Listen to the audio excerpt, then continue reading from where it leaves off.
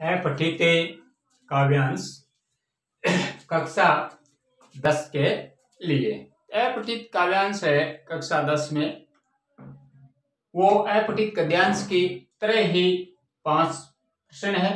5 प्रश्न में क ख ग घ 4 ऑप्शन दिए गए हैं। 4 में से जो सही लगे वही उत्तर होगा। तो पहले इसको अपठित जो काव्यांश है उस काव्यांश को हम पढ़ेंगे। काव्यांश को पढ़ करके पहले अनुवाद करेंगे। अनुवाद करने के बाद में प्रश्न पढ़ेंगे। प्रश्नों के 4 ऑप्शन है उनको पढ़ेंगे और फिर हमें कौन सा उत्तर प्राप्त हो रहा है वो यहाँ कोष्टक में आ जाएगा। तो अपठित काव्यांश पढ़ते हैं। शब्दों की दुनिया में मैंने हिंदी के बल अलग जगाए। यानी शब्दों की जो दुनिया है, कवि कहता है शब्दों की जो दुनिया है उसमें मैंने हिंदी के बल पर दुनिया में अलग जगाया है। जैसे कोई दीपशिखा होती है, उसके जो वीरवे होते हैं वो कोई ठंडी रात होती है, उस ठंडी रात में जीवन व्यतीत करते हैं। उसी प्रकार से जो कुछ हूं हिंदी से हूं मैं। कवि कहता है कि मैं जो कुछ भी हूं, यानी मेरा जो व्यक्तित्व निर्माण है वह जो कुछ भी है सब हिंदी से ही है। जो हो लूं हिंदी से हो लूं, और जो मैं हूं हिंदी से हूं, और जो मैं होना चाहता हूं सब का सब हिंदी में ही परिपूर्ण हो लूं। हिंदी सहज क्रांति की भाषा, और हिंदी को कवि ने क्रांति की भाषा कहा है। क्रांति की जो भाषा है, यानी एक भाषा को दूसरी भाषा पर जो जीत है, एक भाषा की दूसरी भाषा पर जो जीत है, ऐसे क्रांति की भाषा। ये विप्लव की अकथ कहानी, वो विप्लव यानी जो भयंकर है विप्लव, उसकी ये अकथ कहानी है। मेकाले पर, मेकाले भारत का गवर्नर बनकर आया था, वो मेकाले पर भारतेंदु, यानी मेकाले है वह अंग्रेजी भाषा का समर्थक था। अंग्रेजी भाषा को लेकर के हिंदुस्तान में आया था। उसके बाद में भारतेंदु हरिश्चंद्र हुए हैं, वो हिंदी में कवि हुए हैं। तो भारतेंदु हरिश्चंद्र की यानी हिंदी जो साहित्य है, इतिहास है, उसमें भारतेंदु है वो सबसे पहले थे। तो मेकाले पर भारतेंदु की अमर विजय की, यानी मेकाले के ऊपर भारतेंदु ने जो अमर विजय प्राप्त की उसकी निशानी है।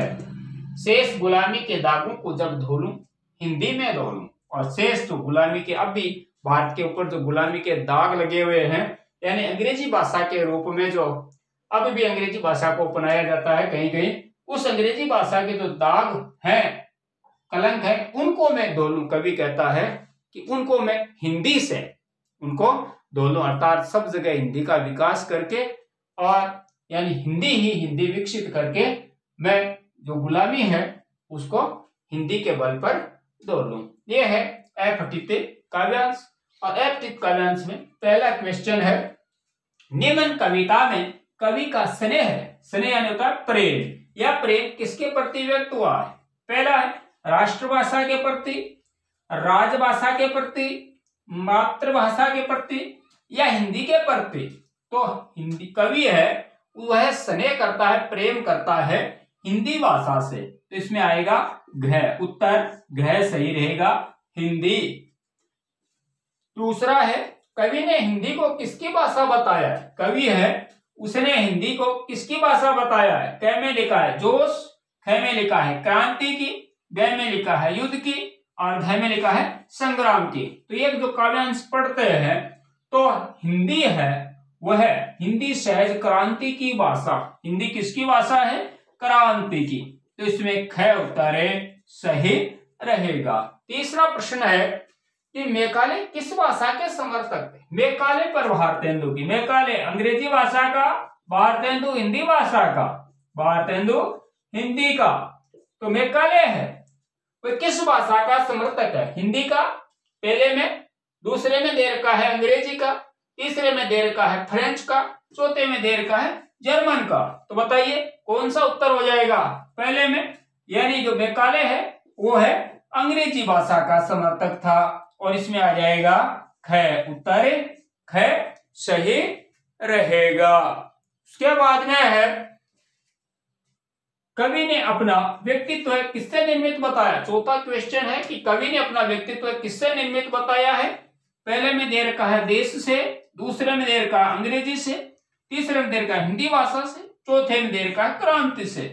तो देश से व्यक्तित्व निर्माण नहीं हुआ, अंग्रेजी भाषा से नहीं हुआ, क्रांति से नहीं हुआ, और हिंदी भाषा से उसका व्यक्तित्व का निर्माण हो गया। तो इसमें उत्तर, चौथे क्वेश्चन में उत्तर ग सही रहेगा। पांचवा है मेकाले पर भारतेंदु की अमर विजय से तात्पर्य। मेकाले पर भारतेंदु की अमर विजय की अमिट निशानी, इससे क्या तात्पर्य है?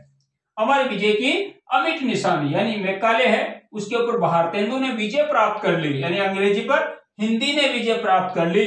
तो क में है भारतेंदु की, दूसरे में है अंग्रेजी की जीत, तीसरे में है हिंदी की जीत, और घ में है देश की जीत।